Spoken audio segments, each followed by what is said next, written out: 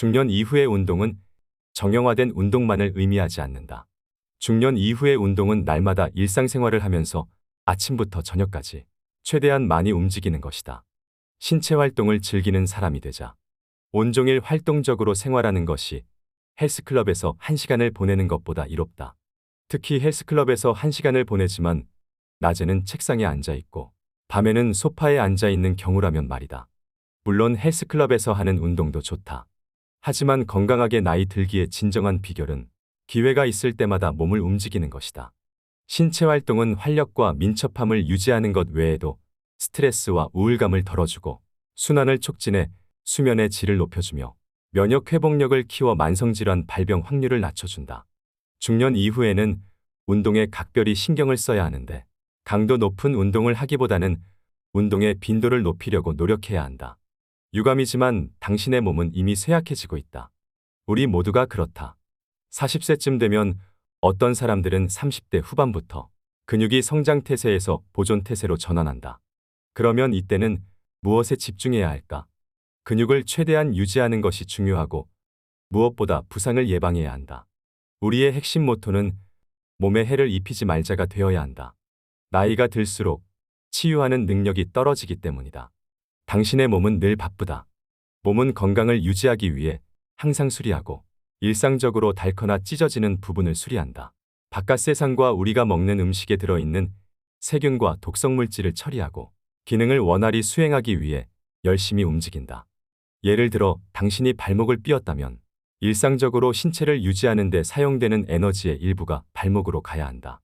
당신의 몸은 그 발목을 고치기 위해 효소와 소염 작용을 하는 영양소들을 생산해야 하고 그러는 동안 몸의 다른 필수적인 회복 능력은 그만큼 줄어들게 마련이다. 나이가 들면 자원도 감소하기 때문에 몸을 보호하는 것이 현명한 일이다. 다치지 않도록 조심하는 것은 몸 전반의 건강을 유지하기 위해 꼭 필요한 긍정적이고 적극적인 활동이다. 게다가 부상은 당신을 더 나이 들어 보이게 만들기도 한다. 가벼운 수준의 염증은 노화를 촉진하는 요인 중 하나이기 때문이다. 중년 이후 신체 활동의 관건은 몸의 변화에 맞추어 운동 계획을 짜는 것이다. 덜 격렬한 운동을 선택하고 몸의 어떤 부위가 아프면 그 운동을 멈춰라. 모호한 조언처럼 들리겠지만 생각보다 많은 사람이 통증을 무시하고 운동을 계속한다. 이런 태도는 건강하게 나이 드는데 도움이 안 된다. 나이에 적응하고 기꺼이 후퇴하고 변화를 시도하는 편이 훨씬 낫다. 달리기를 할 때마다 통증을 느낀다면 자전거 타기로 바꿔보라. 자전거를 못 타게 되면 수영을 하라. 고난이도 요가 동작을 했더니 몸이 아프다면 그런 동작은 하지 마라. 물론 어려운 일일 수도 있다. 사람들은 자신의 운동 능력에 애착을 가지고 있으며 그 운동 능력을 자신의 정체성의 일부로 간주하기 때문이다. 하지만 운동 능력은 밀어붙이는 것보다 보존하는 것이 중요하다.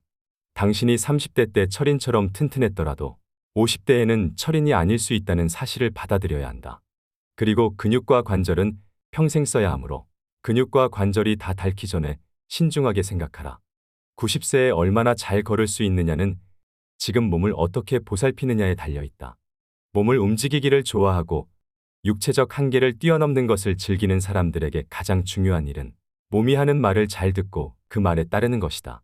몸을 많이 움직이지 않는 사람들의 경우 지금 당장 운동을 시작해야 한다. 아직 늦지 않았다. 하루에 10분 동안 경사가 완만한 언덕을 오르는 것으로 시작하라. 그리고 일주일에 5분씩 시간을 늘려서 하루 30분으로 만들어보라. 요가를 시작하거나 관절에 부담이 적은 수영 강좌를 신청하는 것도 아주 좋다. 편안하게 시작하고 끈질기게 노력하라. 당신을 활동적인 사람으로 변화시키는 일은 그리 오래 걸리지 않으며 힘이 많이 들지도 않는다. 그리고 중년 이후의 삶을 사는 우리 모두에게 하루 내내 움직일 기회를 찾아보고 기쁜 마음으로 움직이자. 조금 일찍 지하철을 타고 일찍 내려 사무실까지 걸어가거나 버스에서 한두 정류장 앞에 내려 집까지 걸어보라. 건물의 위층으로 올라갈 때는 엘리베이터를 타지 말고 계단을 이용하라. 단을 내려가거나 언덕을 내려가는 운동은 무릎에 부담을 준다.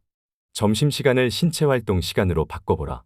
가능하다면 야외에서 신선한 공기를 들이마시며 쉬어라. 반드시 힘이 많이 드는 운동일 필요는 없다.